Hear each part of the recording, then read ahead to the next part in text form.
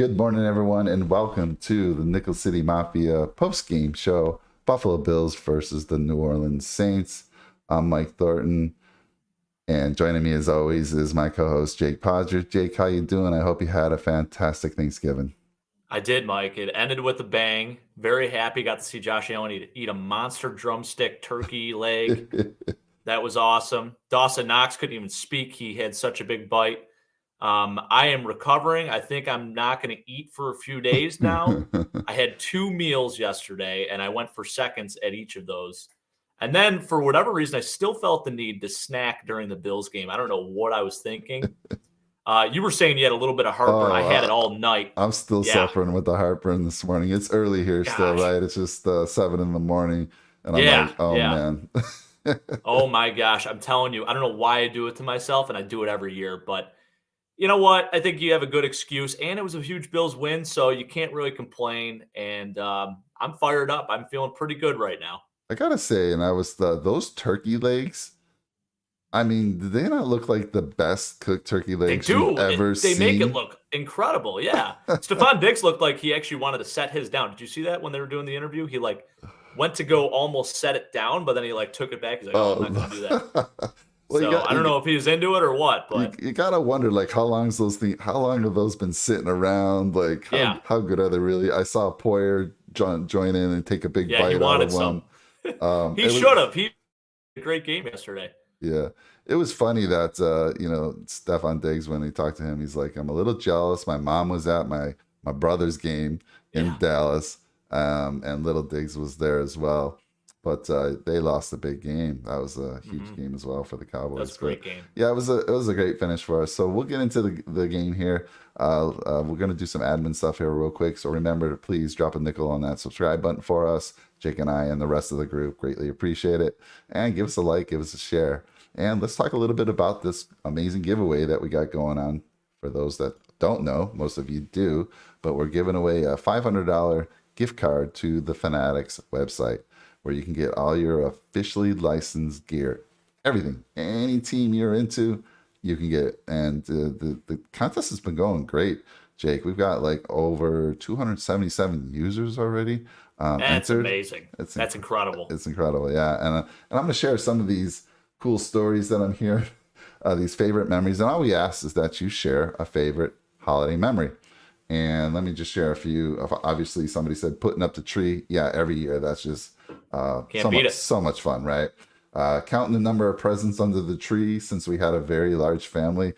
Who doesn't do that? I didn't have a very large family. I had my brother, but you would Yeah. still count the presents. So you'd be like, man, why did Paul get 15 presents? And why do I have only 2? Well, Yeah. of course, once you open it, my 2 happen to be the most expensive, and mom Yep. had to put the same amount into my brother Paul, so he'd get 15 gifts or whatever it was. But who doesn't count those presents, right? This one's kind of cool. This is old school. Getting a Tonka customized van for Tonka. Christmas. Those Tonka toys, those Tonka trucks, Yes. and this is a Wow. Tonka van. This is old school right here. Heck yeah. You go look at that. Go Google after the show that Tonka customized I was van. gonna say. It's Yeah. pretty cool. You see it on eBay, like asking a lot of money for those things If my these days. father-in-law is watching, he collects a bunch of antiques and whatnot. He goes to garage sales and all that, so he would know all about that. I think he sold some Tonka trucks recently on his eBay store, so Yeah, he'd be all in on that. That's yeah, great. that's pretty Love it. cool. And then somebody said opening one gift on Christmas Eve with my parents, and then driving to see the lights in Niagara Falls, which is a beautiful thing to see. Nice. And a lot of folks do have that little tradition where they open one gift on Christmas Eve. We didn't Yep. really. My family didn't do that, but I know a lot of families that did. And then, of course, driving to the falls on Christmas is a beautiful thing to see, or when they have the lights on. Yeah. So cool stuff there. And then, Jake, you're building your own memories, man. Your first Thanksgiving with your daughter. Yep. I saw some posts you put out there. She is beautiful, man. Thank She you. is Thank you. beautiful. She was dressed as a little turkey yesterday. It was pretty funny. I was Yeah. dying laughing. And then it's great because my sister-in-law, brother-in-law, sister-in-law, they have a baby daughter too, and she's only 3 months older than ours. So they were twins yesterday, both dressed up the same, and it's pretty nice. It's good to have kids close in age like that, 2 cousins. Yeah, So absolutely. good times. Yeah, we had 6 children over the house yesterday. We had three of my nieces. I mean, they are the cutest, Yeah. cutest. I mean, they're like little models, and they're all aging from I think 3 to 6, and then of Wow. course I had my son who's 9, and then his cousin who's 8, and they're like best of friends. So it is Oh, that's like you nice. said, having that close, growing up around A the lot of same noise in age. that house, probably, right? Oh man, those little girls, holy cow. Yeah. But it was a That's lot of awesome. fun, great memories. That was my wife's side of the family, and we had my mom over. But on Christmas, it's going to be my side of the family, and Nice. it's going to be special about that. It'll be the first time my family's coming to see where our house is. We bought a new house last year around Oh, very April, and nice. they've I never been love it. here because of COVID. So Yeah, looking forward to that. But all these great memories, very cool. And we that'd be couldn't do great. this, we could not have this giveaway this month without the kind folks at Auto, spelled ORTO. I'm going to give you a quick uh, little marketing thing about the company Auto. We'll be right back in 30 seconds or less. 40% of the cars on the road hold a hidden history. With the Auto app, you simply photograph any car, and using our AI license plate recognition technology, you'll instantly have accident, sales, and owner data from multiple sources at your fingertips. If you work in the car industry or are simply buying a used car, use Auto to get the full picture. Search Auto, spelled O-R-T-O, on the App Store. So there you have it. Cool little app you can download on your phone. Take a picture of a license plate and get all kinds of important information. Whether you're buying a used car or you're in the auto industry, you're going to want to have that application. And the link is in the description down below. You click that link. It's just going to ask you, what's your favorite holiday memory? Put that in. You're in. And then you're going to unlock a bunch of other ways to get entries. And one of the ways that people are really getting ahead this time around, Jake, which they didn't kind of do in the first one, is they're sharing that link. They're sharing that link Yep. with all their friends and family. And every person that signs up to the contest through that link, you get an additional entry. So you can imagine if you got a No bunch. brainer. Yeah, exactly. So cool stuff. All right, Jake, let's get to the game here. And I'm going to throw it over the fence to you to kind of Okay. start us off here. You give us a recap of the game. Well, it felt all too familiar in that first half, Mike. I was texting you back and forth, like, what the heck? It seems like all of our games this year where we get either a really good start and then we just burn out. So, like, we'll have one really good drive. The next drive, we'll settle for a field goal. Then after that, we go 3 and out, or we get a turnover or something like that. And that's pretty much what happened yesterday. So, first drive was great. Dawson Knox scores. I mean, it was awesome.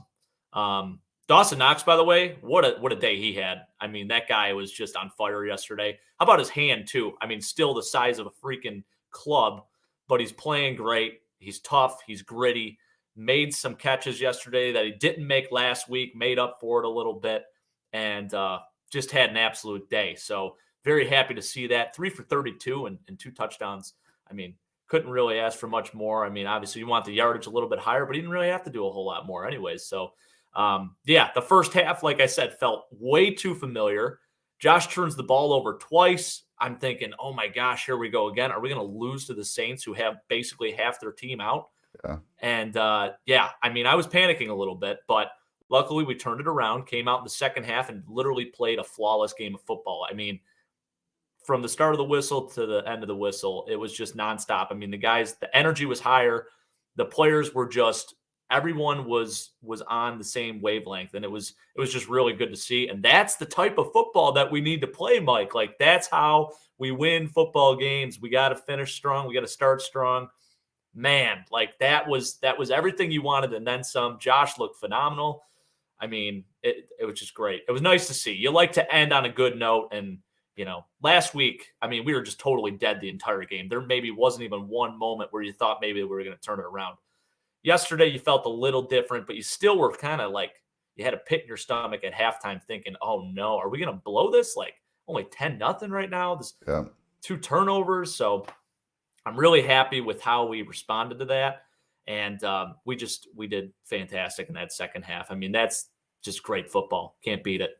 The defense, again, great rebound game for the defense, too. Matt Milano, still insanely, criminally underrated. finally registered some sacks, 2 sacks yesterday. Can't beat it. Mario Addison makes up for last week, and he gets a TFL as well, which is great. That was and a big play on a 4th down. Yeah. And then Ed Oliver. I mean, still, the guy just continues to get better and better each week. Played a phenomenal game. And F.A. Obata, he got in there a little bit too. It was nice to see. I guess, Jordan Poyer, still a great game. I thought Micah Hyde was going to have a fumble recovery for a touchdown, it looked like there, but you can clearly see it was a forward pass by Trevor Siemian. So that's all right. We'll take it. Tyler Bass, perfection. Can't expect much more out of that guy in a dome. I'm trying to think of anything else that comes to mind. Matt Breida and Devin Singletary, honestly. I mean, just a great balance between those two. I think we're going to just have to sit Zach Moss moving forward. I hate to say it. He doesn't fit the type of scheme that we're trying to run. Devin Singletary actually was running very well yesterday, I thought, for the most part. He had a couple really nice, tough, angry runs that should be featured on Good Morning Football. Got it on over here. I don't know if they featured it yet or not. I think they do that usually on Mondays. But Matt Breida definitely should be our RB1 and then our RB2. Nice fill-in guy with Devin Singletary. So, just very happy with how we played yesterday, and can't really say too much to criticize us other than that first half. We sort of almost let things get out of hand a little bit. We threw the 2 interceptions, and you just can't have that. You just got to clean up a few things. Like Josh said, just clean up a few things. We'll be all right. But he was flawless in the second half, and so was the whole team, really. Yeah, I totally agree. I mean, Singletary and Breida, surprisingly combined, they ran for 24 times. They only averaged 2.9. But it felt like, a lot of it was killing the clock. Yeah, it felt like just a new energy, something that it was different. And you kind of, what's nice with Breida, you just kind of know at any point in time something special could happen, which happened late in the game when he took that little screen pass and took it to the house. So there's just a new excitement there. We'll get to the bad news in a little bit, but let's talk about another little controversy that's doing here. The Isaiah Mckenzie decision to make him inactive, bring off Stevenson from IR, and activate him. And Stevenson got the start. And, he had five punt returns. I think he averaged like a little over 9 yards. Nothing special. That's not bad, though, honestly. That's decent. Yeah. But, but he did muff the one. He got it back. Yep. And that's something, obviously that the coaches don't want to see. They were probably, Stevenson in his mind and probably the coach's mind is like, just field everything cleanly, no turnovers. Now, he didn't have the turnover, but dropping that is always concerning, right? And you could see he was very frustrated. But I'm going to give the rookie a pass. It's his first game. Obviously, the nerves are out there. But talk to me about that. I mean, look, Isaiah Mckenzie, yes, he's made some big mistakes this year. I don't really, that fall when I know it was huge, but he's trying to plant, he falls and hits the ground causes a lot of fumbles. It was an unfortunate play. Yes, he had a muff punt in the Dolphin game that we got super lucky on. It just went through the end zone, and then he misfielded a kickoff on the Washington game that actually brought that game close for a brief moment, but afterwards, the Bills destroyed him, so it really didn't come into play. But what are your thoughts on that? I mean, that's kind of a shocker to me. It was. I was totally surprised. I saw, obviously, earlier in the week, we saw that we elevated Marquez Stevenson to the active roster. And then you see Isaiah McKenzie's inactive yesterday, which is wild. And then you go to his Twitter, and he's saying he's done for the season. So I don't know how much to really look into that, but he said, you heard it here first. So, because there was a guy who commented on his post, and he said, "Are you playing today?" And he said, "No, done for the season." And then, the guy came back and he's like, "No, you're playing. You're messing with me." He said, "You heard it here first. Just saying." So, I'm not sure what to believe there. I hope that's not the case because I would like to see the guy get another chance, even on offense. I mean, we can do those nice reverse plays to him. We can do the, just the jet sweep stuff. I mean, we gotta still get him involved somehow, I think, offensively, because he can be a weapon. So whether or not it's on special teams, I think he still can produce for us and still contribute. So, I'm a little puzzled by that. As far as Marquez Stevenson goes, I thought he played okay. He had a couple welcome to the NFL moments. His first return, he got absolutely smoked on that. So there was that. And then, of course, he had the muff punt. So Yeah, I think it's okay. He's a rookie. We'll give him the benefit of the doubt, but curious to see how they play with this moving forward. If they're going to continue to have him as our main return guy, or if Isaiah comes back. I don't know what to believe. You can only take so much into consideration when you're looking at Twitter and whatnot, but it was interesting too, because I follow Isaiah Mckenzie on Instagram, and after the game yesterday, it looked like he was celebrating in the locker room. So he was there, and he was celebrating with his guys, and he was eating the turkey leg. So someone must have gave him a turkey leg, but pretty interesting. So, I mean, the guy has been known to be a really good teammate, so I'm sure he's pretty supportive, but disappointed at the same time, because it's like, hey, he got his job ripped out from underneath him. But then again, he made a lot of key mistakes, and I think the coaching staff was just getting tired of it. Maybe they did this to light a fire underneath him and get him going, but I'm not sure. I'm not sure what to expect moving forward. It's going to be definitely something to watch. Yeah, this. I mean, look, I'm a Marcus Stevenson fan, and not like I watched them in college, but I did a draft show early on, and Jake, you got to check that out early on. But I talked about Marcus Stevenson. I thought he could really add to our team, especially with losing Andre Roberts in the offseason. And in preseason, he made some nice plays on both not only kickoffs but receiving wise as well. My son took a liking to him and then just went crazy with it. Watching all his recordings on YouTube and things like that. So he's been asking me all year, is Marquise Stevenson going to play, Dad? Is he going to play? Yeah. When I told him yesterday that he's going to play and start, oh my God, he was like that. He's probably locked in. He was. So, and he kept saying, Dad, he's going to have a big return. Just watch. Well, it didn't happen, but still, I mean, Stevenson's pretty special. He's got some great wheels as well. He's very similar. I mean, size-wise and speed-wise, just like Isaiah. So I think they could use both of them. I just find it hard to believe that they would not play Mckenzie the rest of the year. I do too. I think Mckenzie was just a little upset.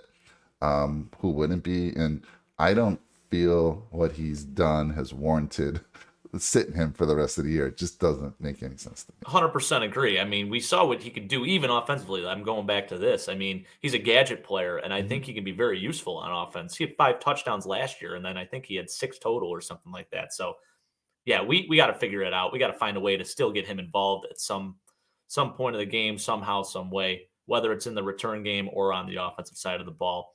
Maybe you put both of him and Marquez Stevenson back there returning kicks at the same time. You got two-headed monster, basically, I don't know. If you're worried about injuring your kickoff returner, if you have both in the game, both activated, and then you can use one of them on offense and not be worried that if that person got injured, by any chance you're not going to have someone to return the kicks. So I agree with that. I would love to see both of them, and they're both so fast and they can make things happen. I'm still waiting. I was expecting to see like a nice, either a slot, quick little slant to Mckenzie. We could even do it with Stevenson and just go to the house. We haven't had any of those, but they bring that to the table. They bring that capability to the table. So very interesting. We'll see what plays out there. Let's talk about the bad news on the day. So I'll let you talk about Trey White. Yeah, well, he made a phenomenal play, and then after the play is over, you see him on the ground, and he's in a little bit of agony, and then you look at the replay, and it's a non-contact injury. Very clearly, you can see that. A lot of times when you see that, it's usually an ACL or a ligament tear in the knee. So hoping and praying that's not the case, but judging on the emotion he showed on the sideline and based off of that, I am very worried that it could be a season-ending injury. I haven't heard anything just yet, and I don't think they're going to release that news for a little bit. But, that would be devastating. It would absolutely be devastating. I mean, he gives us the ability, and I was actually talking with my group of fantasy guys, and he gives you the ability to shift coverages. And also, on top of that, I mean, he's such an elite corner. He can take on any receiver in the league and shut him down. I mean, he has been fantastic this year. He's been an all-pro, in my opinion, this season. So this absolutely kills us if he's out for the year, especially as we head down the stretch here. We're going to be playing some big teams who have some incredible receivers. I mean, the Buccaneers game, that alone, Mike Evans, you got Chris Godwin, you got Gronk even. I mean, yeah. So for sure it's concerning. We're definitely going to miss him. I thought Dane Jackson came in and played okay. I don't know. I guess we'll see what happens. It's to be determined. I'm trying to even think. You asked me yesterday too, Mike, is there anyone available even in free agency to pick up? And I can't think of anyone off the top of my head right now that would be super serviceable at the moment. I mean, back in the beginning of the season, I was even thinking maybe we bring in Richard Sherman or a veteran presence like that. But, obviously those guys have since signed him. And I wanted Casey Hayward too. I thought that would be a great signing. But, of course, he's not playing with us. He's with the Raiders. So, yeah, that one hurts. It definitely stings a little bit. And I'm hoping and praying that it's not a season ender. Yeah, Sherman was the first one that came to my mind. I started looking, and I'm like, all right, he signed with the Bucks. I don't know when that happened, but I know he was available. And he's injured. Yeah. Is he injured? He got injured in pregame warmups last week, so it's just terrible. Yeah, I mean, if there was one person, if you were asking people who's the one irreplaceable guy on defense that we have, I think everyone would have Trey White at the top of their list. 1,000%. Absolutely. So, talk to me a little bit about Dane Jackson. I mean, what is this? This is his second year, I believe. His second year, yeah. And I think I like him because he's a tough physical corner. I don't know if he's an outside corner or not yet. I almost looked at him more as a nickel guy, kind of like Taron Johnson, but Taron Johnson sort of took his job from him. I think he plays pretty well in the run. Like I said, he's pretty physical. At his peak, I'm hoping he can be like Rondé Barber. That would be incredible because then you're playing like a Hall of Famer. But if he could just be solid, a solid replacement, which I thought he was last year. He played pretty well as a rookie. I did have a lot of faith in the guy, and he's sort of not gotten in as much this year just because Taron Johnson obviously rose to the occasion. And, we have those three guys. We have Levi Wallace, Taron Johnson, and Trey White. So now, it's the next man up type of mentality. Cam Lewis is also out there still. He's a veteran. I don't know if he's the answer. I love the guy to death because he played for my UB Bulls, which is great. But I don't know. I am very worried about our corners right now. If Trey's done for the year, that's going to be tough. That's going to be really problematic for us. Dean Jackson, do you know anything about his college years? Yeah, he played at Pitt. I thought he was, a pretty highly regarded corner actually coming into the draft. I thought he was a steal where we got him. We got him late in the draft. So I thought he was, a great pickup for us. And I think where he lacks a little bit is sometimes he's over aggressive, almost like Trey, actually, because sometimes Trey gets in trouble because he's too aggressive. So it'll be interesting to see what happens with him and how he progresses and whatnot. I thought he played very well in the run game last year. And like I said, we haven't seen much of him this year, but curious to see how his coverage skills develop too. Yeah, based on last year, a lot of people were thinking he was going to overtake Wallace. I did too. The starting position there, and that just didn't happen. Wallace just seems to be able to. He's been holding on, and he's been all right this year. Actually, I know I get on him a lot, Mike, but the last few games, really, he's played really well. Yeah, I totally agree. I mean, he has been playing really well, and of course, we always say this, right? When you got Trey White on the other side, of course, you're going to get all the passes, majority of the passes your way. So, right, but he's done a decent job, but. Let's talk about. I mean, we have Elijah Griffin on the practice squad.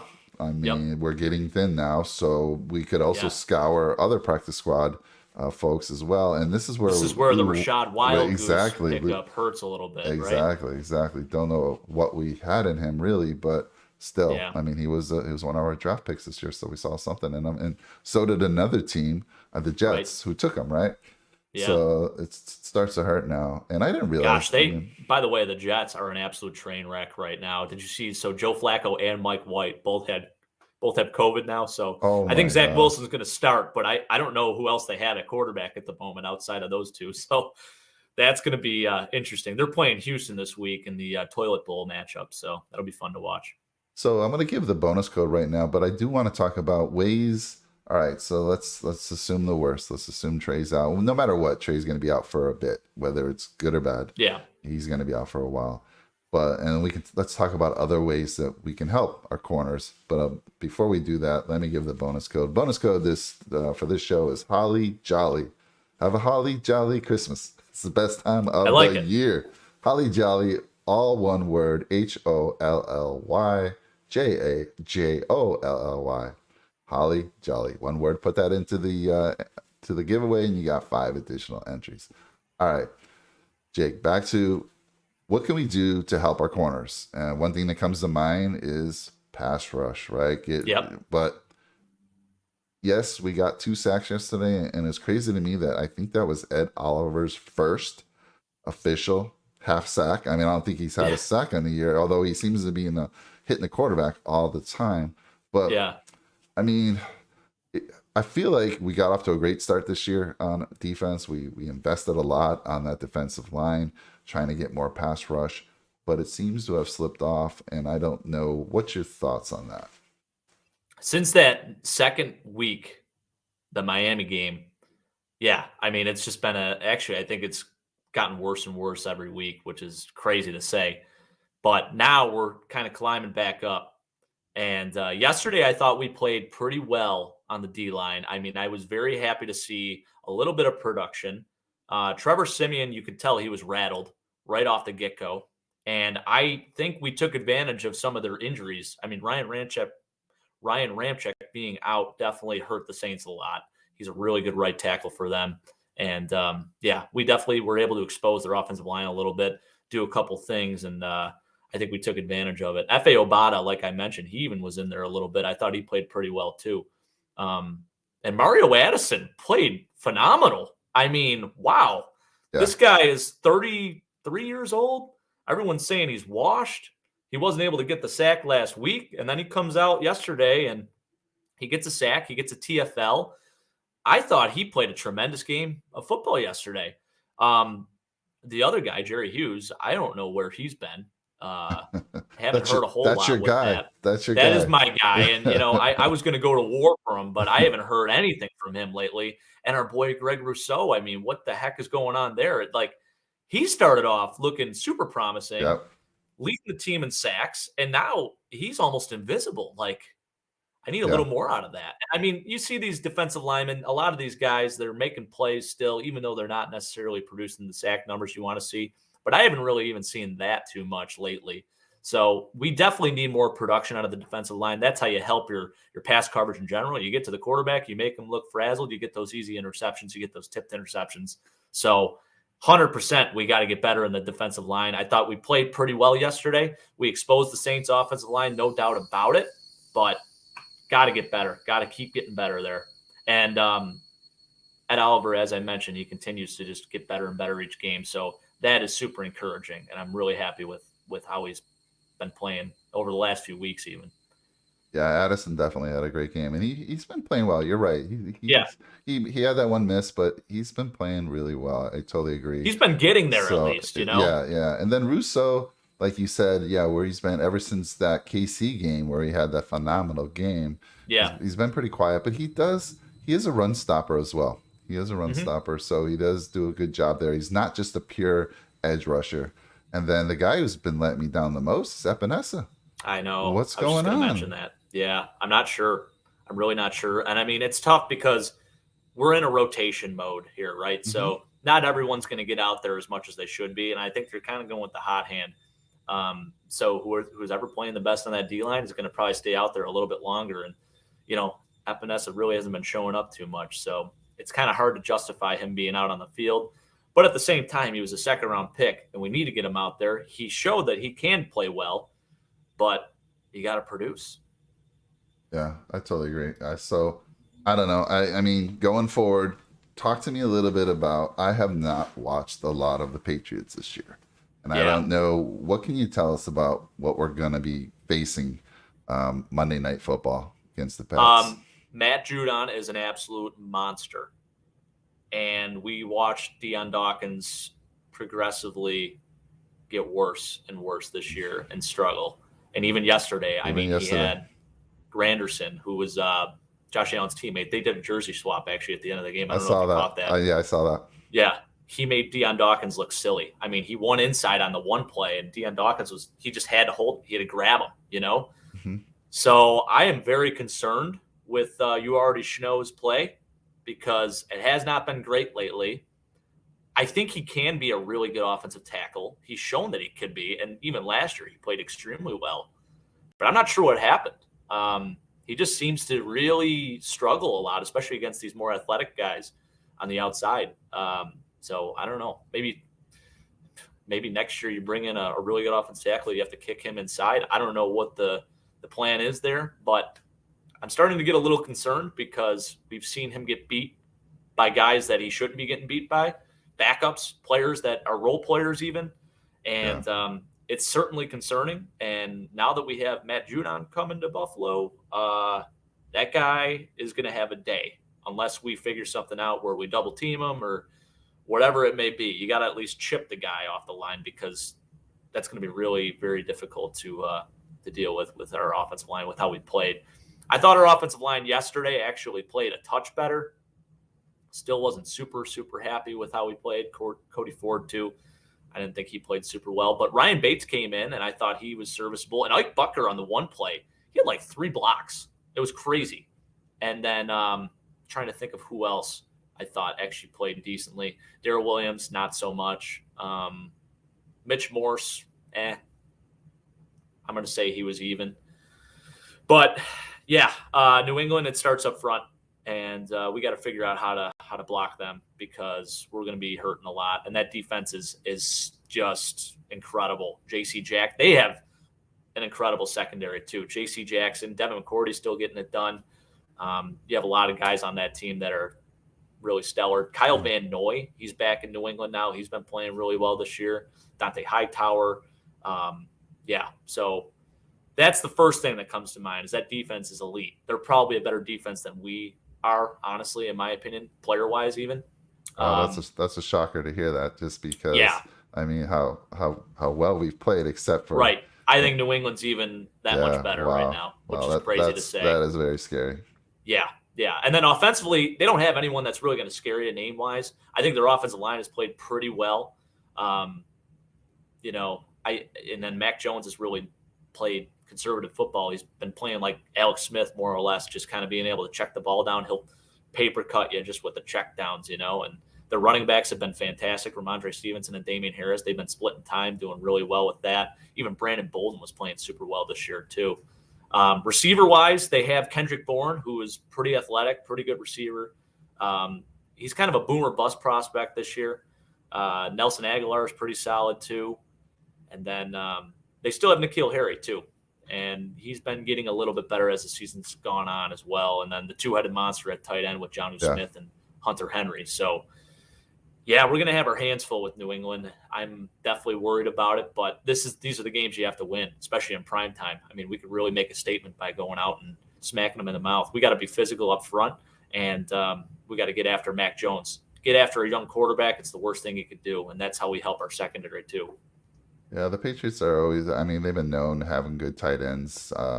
Again, Hunter Henry coming over from the Chargers, Jonnu Smith coming over from Tennessee, which I thought was absolutely crazy that they let that guy go. Yeah, it really is. But he hasn't done much, though, honestly, this year, which is I know, interesting. I think that's just He's more – hurt. Maybe that's just more of how they're running the offense because they're obviously a run-first offense. And then they utilize those tight ends quite a bit. And they're very good tight ends. And we're going to have our hands full for sure. And it's at least the first game, I believe, it's Monday night. We're at home, right? Yep. So having them come here first, of course, we've lost, 2 home games already this year against good teams. And hopefully we can turn that around. But you're right. We're going to have to – I think in the second half they made some adjustments. Because I thought Williams was struggling the most in the game yesterday. I mean, he was on the right side and he got beat a couple times. Now we'll have Spencer Brown. Now I'm going to say this. Hopefully we're going to have Spencer Brown back, and then we'll have Star back as well. That would be huge. Hopefully, right? But we'll see. We'll see. You never know with COVID. I know both of them, obviously, I have to think they're unvaccinated. We don't know for sure.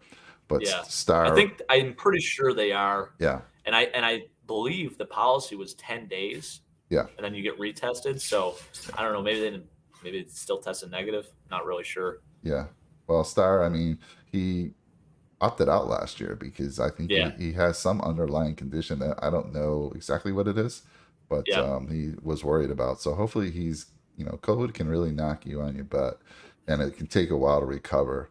So hopefully he's back. If he is, we need him. We need really him. Absolutely. So, so we'll see. Well, it's going to be a big test. And I just look back and I can't believe we're where we are right now with the new, head to head with New England.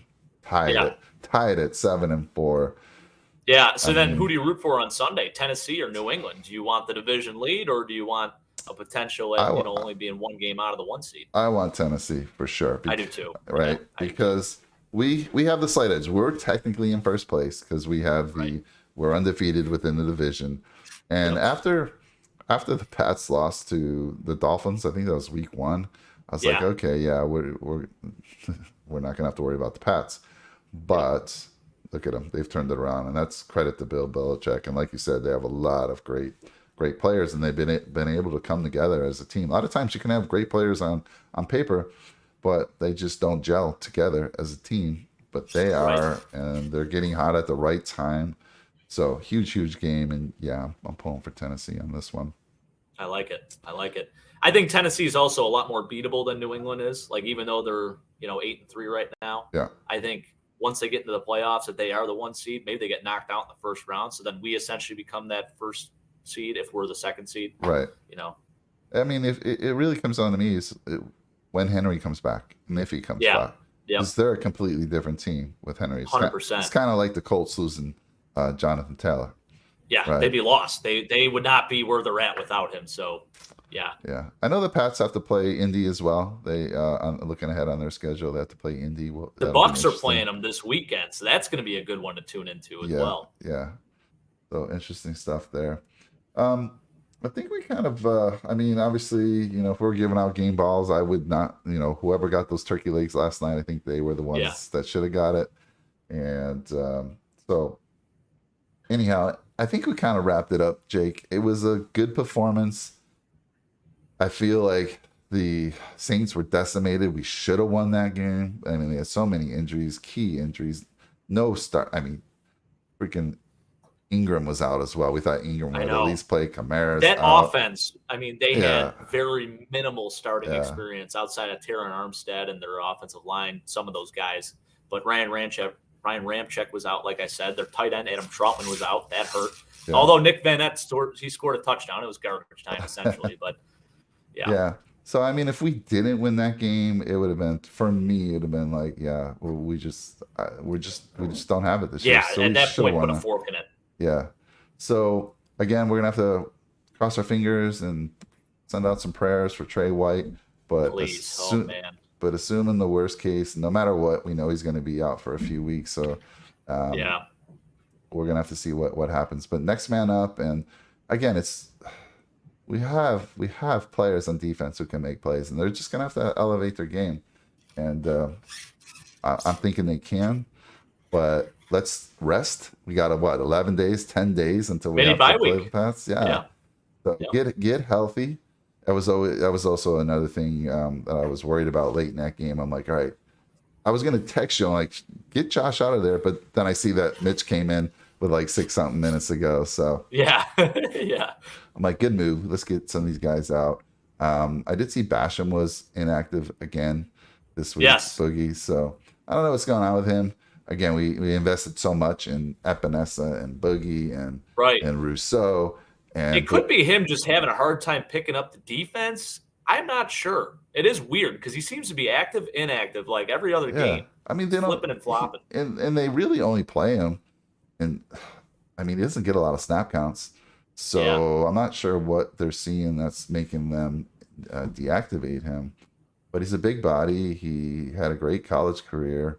And everyone thought he'd probably be more productive than Rousseau first year. I did for sure, based on what I was listening to the experts, what I saw in his college career. Yeah, he was more pro-ready, even with body type and everything. Like, he was definitely more pro-ready coming into it. So it is really interesting to see. Yeah.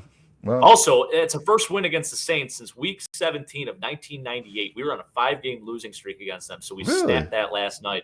Nice. The last game we played against New Orleans, I don't know if you remember this one. It was a few years ago. I think it was Alvin Kamara's rookie year, or maybe it was when Mark Ingram was still the starting back there. They absolutely stomped us. They ran all over us. It was in Buffalo. I almost went to that game. I went to the tailgate for that game, so I remember it very vividly. And we got absolutely smoked. Drew Brees barely had to do anything that game. So it's a nice little revenge game last night. Josh Allen undefeated on Thanksgiving. Love it. And then one of the weirdest stats, I mean, I guess one of the more weirder stats, he throws 5 incompletions and 2 of them are interceptions. pretty wild. Yeah, I just saw. Sorry, guys. I don't know when you guys chimed in on the chat there. I was taking care of some other tech stuff here. We got Andrew Boudreau saying, hopefully this week leads to some consistency in December. Yeah. Right. I think it was a perfect game for us because it was obviously we should have won the game with how banged up, and just to get us right, get us in a good, have some good momentum going into that New England game. So totally agree with you, Andrew. And then Antonio. Yes, thank you for seeing you again out there, and thank you for replying to my email. I'll check that out. Remember a couple questions I had for you. We're trying to get Antonio to join one of our shows one week. Jake, I think that'd be great. He's a great supporter of the channel, and I would love that. share That'd some be pitches. Awesome. Yeah, we want to get you out there. Only if he paints his face, though. Oh, you want him to paint the face? I mean, we had that conversation. We'll ease our way into it. Yeah, maybe. And he's all about Frida for sure. Yeah, amen, brother. Love it. All right, well, I think that does it for us, Jake. Thanks again for taking the time today. I know both of us were like, we weren't sure we were going to be able to do a post game, but we were able to do it and get it done. I'm just happy I'm alive and I was able to get out of my bed, Mike. Like I said, I ate a lot of food yesterday, but it was worth it. The Bills got a monster victory. Yeah. And now we're on to New England, so it's gonna be fun. Now it's on to some cold turkey sandwiches for the next few days, which I absolutely love. That's great. Yes, can't wait. I got mashed potatoes already getting ready up there. I think my wife's heating them up right now. I can hear the microwave going. Oh man, love it. It's we're gonna be eating well throughout the weekend. So hey, everyone, enjoy your weekend. Some big games on tap on Sunday, and we'll be talking next week sometime. And again, make sure you get into that contest. You don't want to miss out on that $500 gift card from Fanatics. So thank you, everybody, once again. Jake, thank you. Enjoy your weekend. Take care, everyone. Bye now. Go Bills.